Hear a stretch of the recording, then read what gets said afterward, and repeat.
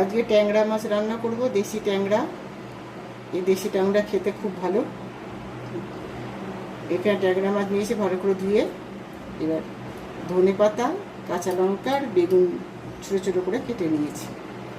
এবার এই মাছ আমি সব মেখে চুকে বসাবো, তাজা মাছ, কোনো ভাজবো না। কড়াই নিয়েছি, কড়াই নিলাম, এবার মাছগুলো ঢেলে দেবো। দিয়ে বেগুনটা দেবো, কাঁচা লঙ্কাটা দেবো, হলুদ,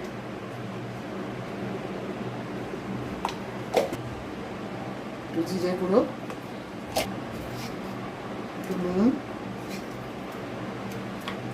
আর কালো জিরে, সর্ষের তেল দেবো, দিয়ে একসাথে মাখবো।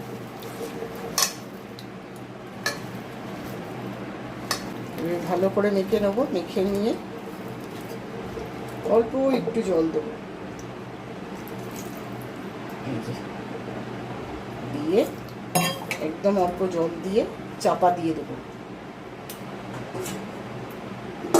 চাপা দিয়ে দেবো,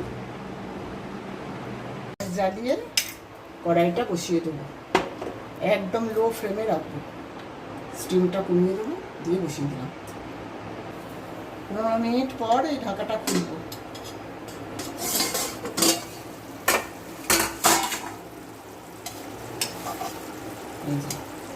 হয়ে গেছে। এবার 2-4 দানা চিনি দেবো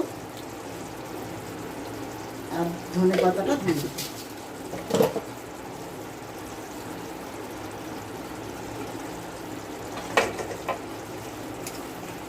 দিয়ে নাড়িয়ে এবার গ্যাসটা বন্ধ করে নামিয়ে নেব। হয়ে গেছে আমার ট্যাংরা মাছ। এবার নামিয়ে নেব।